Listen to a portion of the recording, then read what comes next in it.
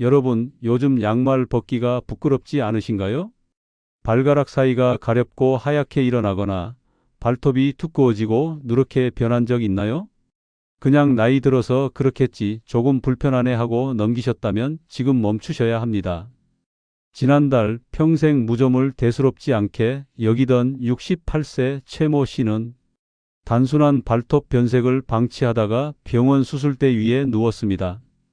발톱 및 곰팡이균이 피부를 파고들어 혈관 속까지 침투했고 결국 폐혈증이 된 겁니다.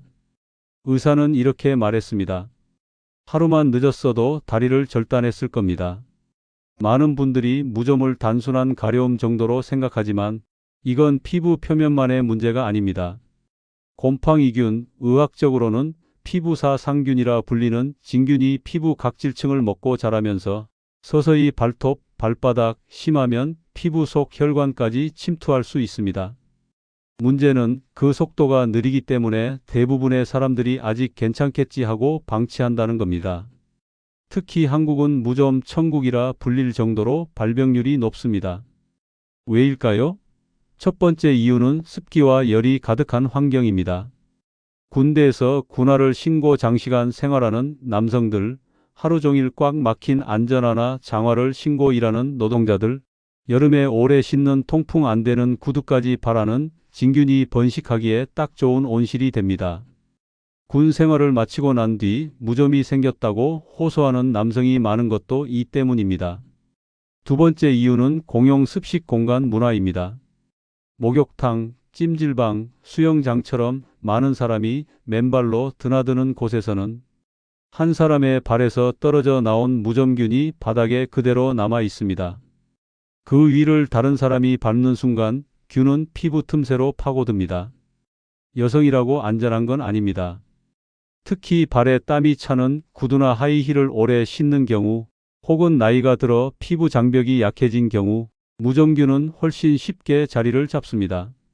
문제는 초기에 가볍게 넘기면 이 곰팡이균이 발톱 깊숙이 자리 잡아 치료가 몇 배나 어려워진다는 점입니다. 겉으로는 하얗게 일어난 피부와 두꺼워진 발톱만 보이지만 그 안에서는 조용하고도 집요한 점령전이 벌어지고 있습니다.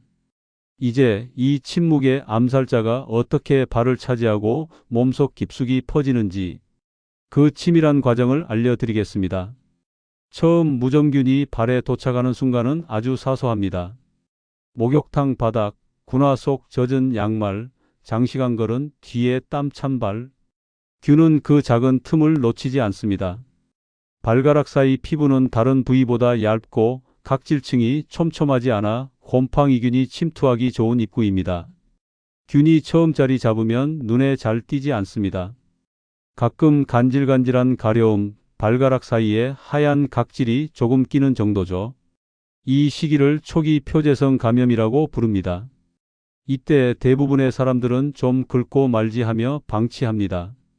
하지만 여기서부터 게임은 이미 시작된 겁니다. 곰팡이균은 각질을 먹고 산다는 특징이 있습니다. 발 피부의 각질층을 갉아 먹으며 조금씩 영역을 넓혀갑니다. 이 과정에서 피부는 갈라지고 그 틈으로 세균과 바이러스가 함께 들어올 수 있는 길이 열립니다. 만약 이 틈이 발톱 뿌리 쪽까지 연결되면 무대는 더 깊고 어두운 곳으로 옮겨갑니다. 발톱 무좀, 의학적으로는 조갑진균증이라고 하는 이 상태는 단순 피부 무좀보다 훨씬 치명적입니다.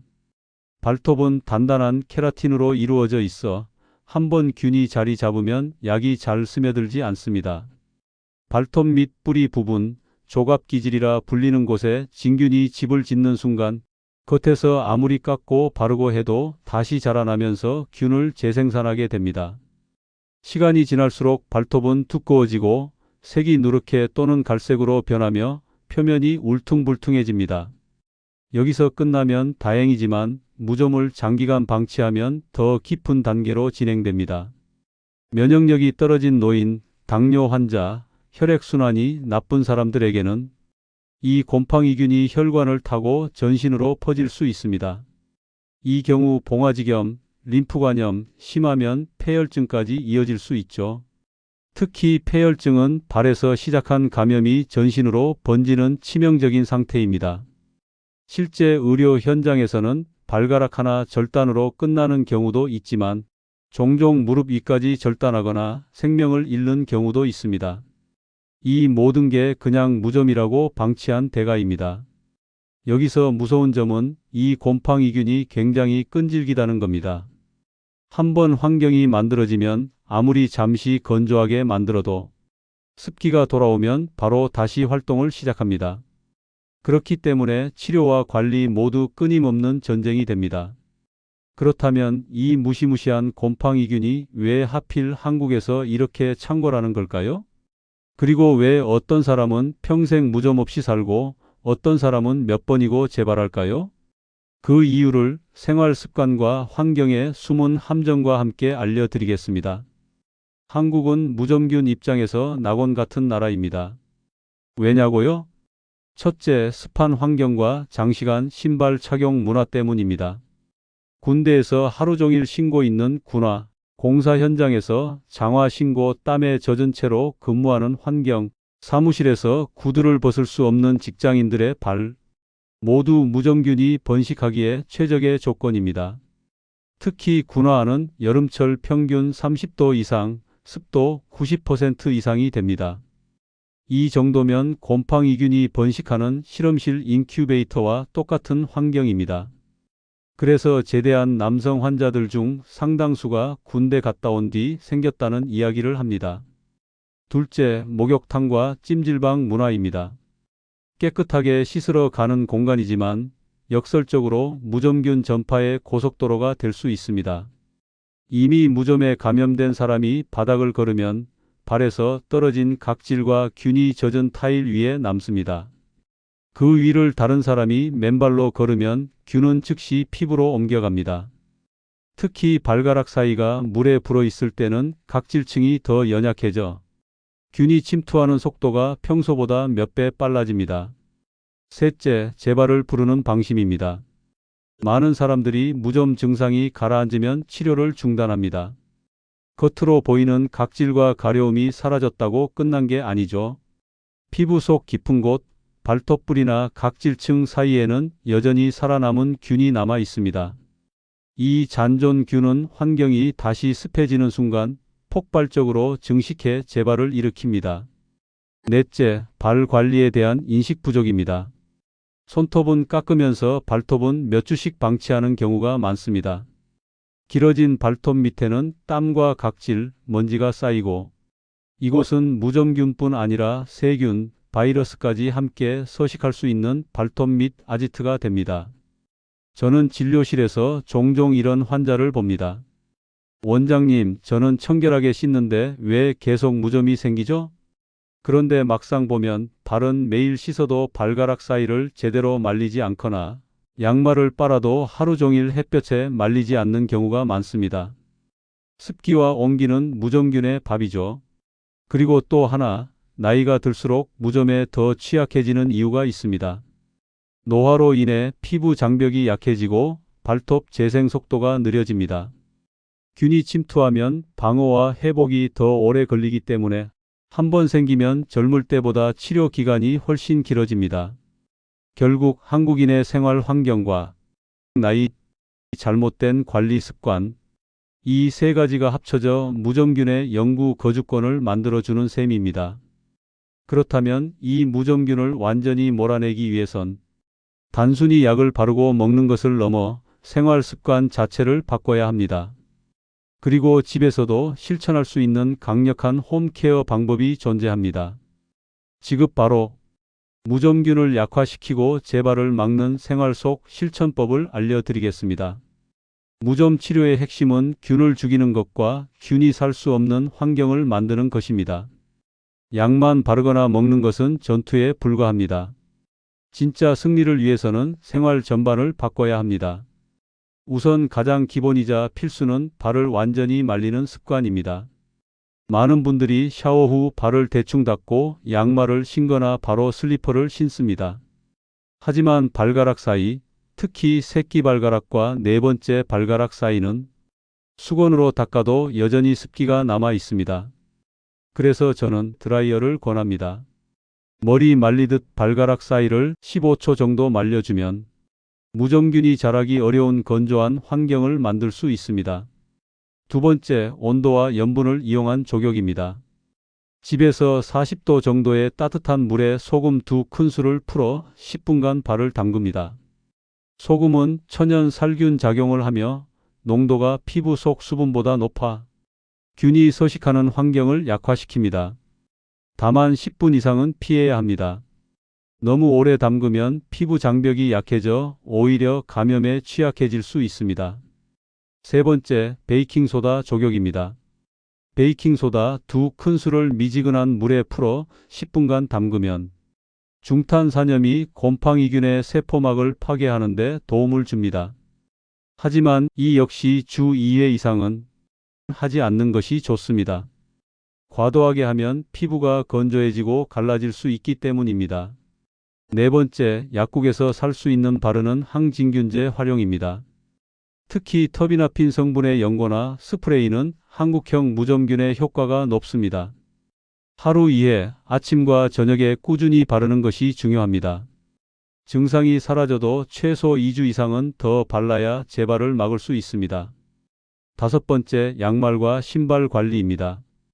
양말은 하루에 한 번, 여름철이나 발에 땀이 많은 분은 하루 2번 갈아 신는 것이 좋습니다. 빨래 후에는 반드시 햇볕에 완전히 말려야 하고 신발은 세켤레를 번갈아 신어 안쪽이 완전히 건조될 시간을 줘야 합니다. 신발 속 습기를 줄이는 제습제나 소독 스프레이를 사용하는 것도 좋은 방법입니다. 여섯 번째, 공용 물품과 환경 차단입니다. 발수건, 발매트, 실내 슬리퍼 등은 절대 가족과 함께 쓰지 마세요. 무좀균은 직접 접촉뿐 아니라 각질 조각, 습기 속에서도 살아남습니다. 특히 집에 어르신이나 면역력이 약한 가족이 있다면 더 철저히 분리 관리해야 합니다. 일곱 번째, 발톱 관리입니다. 발톱을 너무 길게 기르면 안쪽에 습기와 때가 고여 무좀균이 번식하기 좋은 작은 창고가 됩니다.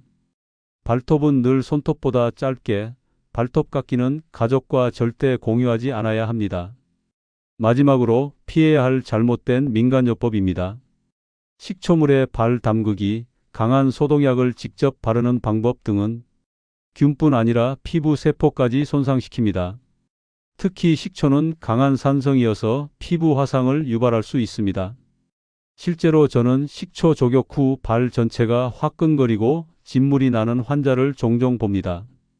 안전성과 효과가 검증된 방법만 선택해야 합니다. 이렇게 생활 속 작은 습관만 바꿔도 무좀균의 번식을 70% 이상 억제할 수 있습니다. 하지만 이미 발톱까지 감염된 발톱 무좀이라면 이 홈케어만으로는 한계가 있습니다. 발톱 뿌리에 숨어있는 균까지 제거하려면 병원 치료가 필수죠. 발톱 무좀 치료에서 병원에서 사용하는 4단계 집중치료법을 구체적으로 알려드리겠습니다. 발톱 무좀은 단순한 미용 문제가 아닙니다. 그 속에는 수백만 마리의 무좀균이 발톱 뿌리까지 파고들어 숨어 있습니다. 이 균들은 일반 연고나 홈케어 방법으로는 절대 사라지지 않습니다. 그래서 병원에서는 4단계 집중치료 프로토콜을 사용합니다. 첫 번째 단계, 경구 항진균제 복용. 대표적으로 터비나핀 성분이 한국형 무좀균에 가장 효과적입니다. 3개월간 매일 복용하면 새로 자라는 발톱 뿌리부터 균이 차단됩니다. 다만 이 약은 간에 부담을 줄 수 있어 복용 전후로 간 기능 검사를 반드시 진행합니다. 특히 고지혈증, 간 질환, 심한 음주 습관이 있는 분들은 복용 전 전문의 상담이 필수입니다. 두 번째 단계, 레이저 치료. 먹는 약만으로는 발톱 깊숙이 침투한 균을 모두 제거하기 어렵습니다.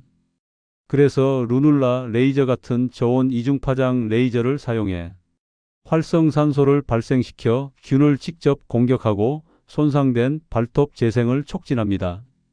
레이저는 통증이 거의 없고 시술 직후 일상생활에 지장이 없습니다. 하지만 2주 간격으로 꾸준히 받아야 효과가 극대화됩니다. 세 번째 단계, 도포 항진균제 사용. 경구약과 레이저를 하더라도 발톱 표면과 틈새에 남아있는 균을 없애기 위해 처방전 전용 도포제를 함께 사용합니다. 이 약은 발톱 깊숙이 침투해 뿌리 부위까지 약효가 전달되도록 설계되었습니다. 일반 약국 연고와 달리 발톱이 두껍거나 변형된 경우에도 효과적으로 스며듭니다. 네 번째 단계, 물리적 제거.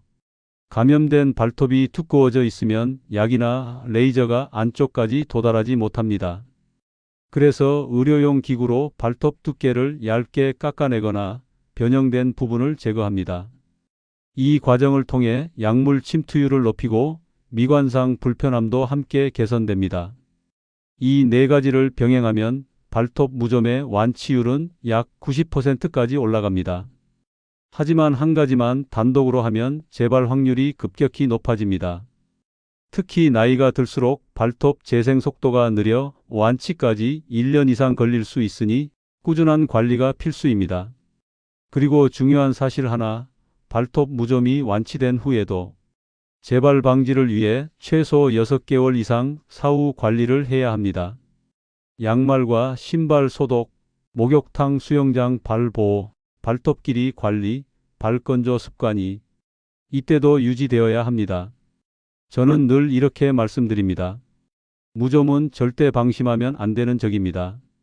다 나았다고 생각하는 순간 다시 발톱 안쪽에서 고개를 듭니다. 오늘 들으신 내용을 기억하시고 혹시라도 발이나 발톱에 이상이 보이면 바로 관리와 치료를 시작하시기 바랍니다. 여러분의 발끝 건강이 곧 여러분의 삶의 질을 지켜줍니다.